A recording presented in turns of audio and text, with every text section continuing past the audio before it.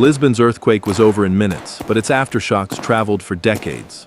On the morning of November 1st, 1755, All Saints' Day, Lisbon was at the peak of its imperial confidence. It was the heart of a global empire and one of Europe's great ports, loud with commerce and heavy with stone churches. Worshippers filled those churches under candlelight, expecting an ordinary holy day. Then, at about 9:40 a.m., the ground shook with a force that turned certainty into confusion. A major quake, now estimated between magnitude 8.5 and 9.0, struck in several strong waves. Not long after, the waterfront became unstable. Fires spread in the disorder that followed. The full sequence of that morning has been covered in earlier episodes of this series. So this time we stay with what came after. The way Lisbon's disaster forced Europe to rethink God, nature, and the power of human reason. I'm Arthur Hale, and I'll be your guide. This video is an AI-generated historical reconstruction for education, based on historical records and reputable research, with full references in the description. Where records are incomplete, a few details are reconstructed to support learning and viewer experience. Keep track of this question. Did the world change more in Lisbon's ruins or in Europe's minds? But the real shock wasn't only physical, it was intellectual.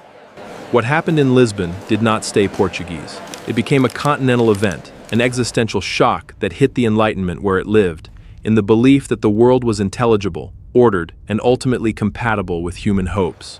The catastrophe turned a long-running intellectual problem into a public wound. It made the question of evil, suffering, and meaning feel immediate, not academic. For a generation that had been learning to trust reason, Lisbon became a test case. If the world was rational, why did it feel so indifferent? If God was benevolent, why did disaster strike without regard to virtue, place, or ritual?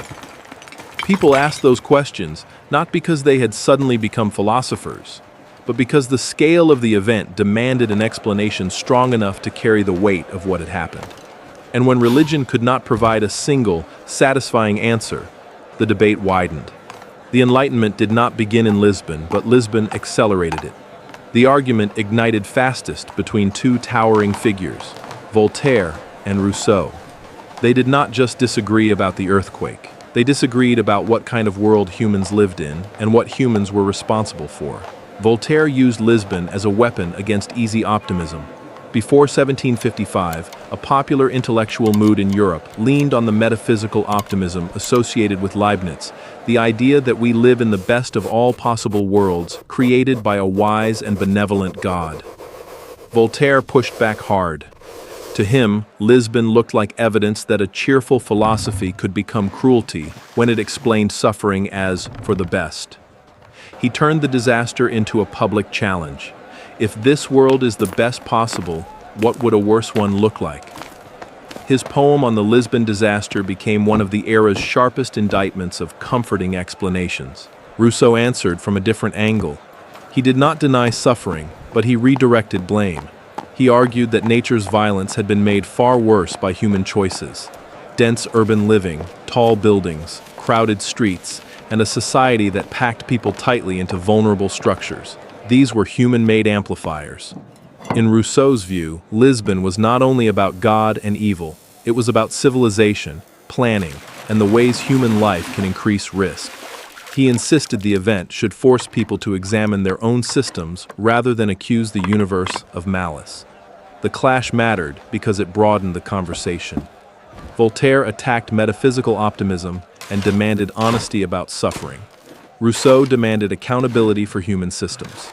Between them, the Enlightenment debate shifted from abstract theology toward questions that sounded more modern. What causes disasters to become catastrophes, and what can societies do about it?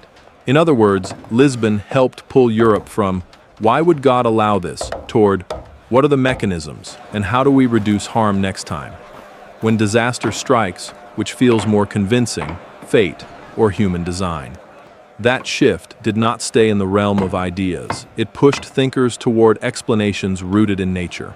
Immanuel Kant, still early in his career, attempted to explain the earthquake through natural causes rather than divine punishment.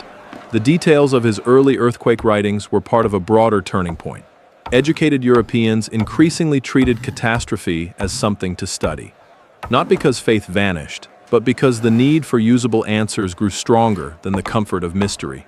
Yet the most practical and influential scientific push came not from a professor, but from a politician in Lisbon. Lisbon didn't just break buildings, it rewired methods. Sebastião José de Carvalho e Melo, later the Marquês de Pombal, emerged in the aftermath as a decisive leader. His famous instruction, often remembered as "Now, we bury the dead and feed the living," captured his approach: immediate action, centralized coordination, and a refusal to let the city drift. But Pombal's most revolutionary move was not only relief, it was information. He ordered a kingdom-wide survey, sending questions to parishes across Portugal to collect systematic observations about the earthquake. This was one of the earliest large-scale efforts to study a quake through coordinated data collection. In modern terms, it resembled an early scientific questionnaire, designed to turn scattered experiences into structured evidence. The questions targeted exactly the kinds of details that later seismology would care about. How long did the shaking last? How many distinct shocks were felt? What kinds of damage occurred to buildings? Did wells and water sources behave unusually? The purpose was not to extract a moral lesson, but to understand patterns. Historians of science often treat this as a crucial epistemological shift. Instead of treating catastrophe as a message to interpret, Pombal treated it as a phenomenon to measure. Evidence mattered, comparison mattered, records mattered, and that change is one reason Lisbon's legacy reaches so far. It helped make systematic observation a public expectation of government action. The state was not only a punisher or protector, it could be an investigator. The survey did not instantly create modern seismology, but it pushed Europe toward the idea that Earth processes could be studied like any other natural system. Lisbon became a lesson in humility and in method. The planet is powerful, but it is not unknowable. Pombal's scientific instinct also fed directly into his architectural one. Understanding force was not enough.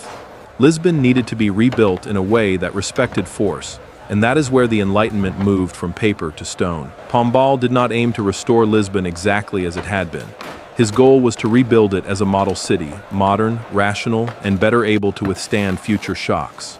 The center of this ambition was the Baixa district, reconstructed with principles that still shape Lisbon today. The first visible innovation was the grid. Instead of a medieval maze of narrow, winding alleys, the Baixa was rebuilt with wide, straight, perpendicular streets. The benefits were practical: improved air circulation and sanitation, and space that could function as fire breaks if flames ever threatened the city again. The layout was a public health decision, but it also carried a philosophical signature. Straight lines signaled order. Order signaled reason. The city was becoming a diagram of Enlightenment ideals. But the most ingenious innovation was hidden inside the buildings. And here's the part most visitors never notice until it's explained. Pombaline Reconstruction introduced the Gaiola Pombalina, the Pombaline cage, an early and remarkably sophisticated anti-seismic technique. Builders integrated a flexible wooden lattice into the masonry walls, reinforced with cross-bracing. The point was to allow buildings to sway and flex rather than crack and collapse. Instead of treating a building as a rigid statue, the design treated it as a structure that could move and survive. In plain language, it embodied a new philosophy of safety: better to bend than to break. And Pombal pushed this rationalism further through standardization. Buildings were designed in standardized blocks, with elements produced to consistent dimensions. Timber frames and masonry components could be prepared in advance and assembled efficiently. This approach helped speed reconstruction and ensure consistent quality across the district. It also reflected the Enlightenment spirit that systems can be improved through repeatable processes rather than tradition alone. Even stories attached to the reconstruction capture that spirit.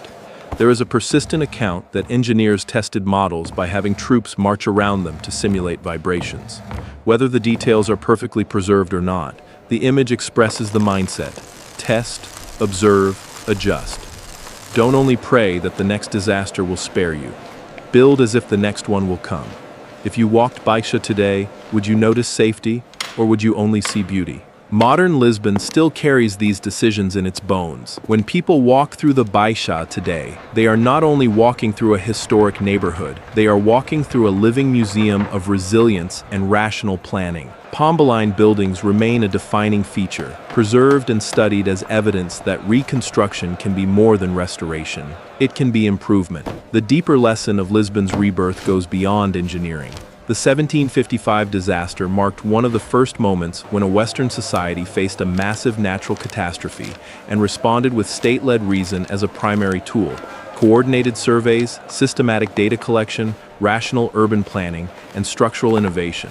That doesn't mean religion disappeared or that people stopped seeking spiritual meaning. It means the center of gravity shifted. Prayer and philosophy did not vanish, but they were joined, and often challenged, by the demand for practical answers. Lisbon became a hinge in modern thinking because it forced several transformations at once. It transformed philosophy by turning optimism into an argument that had to defend itself against reality. Voltaire demanded moral clarity about suffering. Rousseau demanded accountability for human systems. It transformed science by pushing inquiry toward natural explanation and empirical method. Kant's efforts reflected a broader movement away from supernatural interpretation. Pombal's survey institutionalized evidence gathering at a national scale.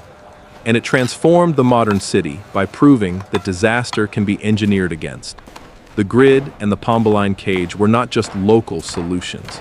They were early expressions of a new mindset, that urban life is a design problem and safety is part of the design. By the time the rebuilt Lisbon stood again, it was more than a recovered capital. It was a symbol of a new kind of strength. Not imperial splendor, not divine favor, but resilience built from reason, organization, and the willingness to learn from catastrophe. And that is why the legacy of 1755 is not only a memory of loss.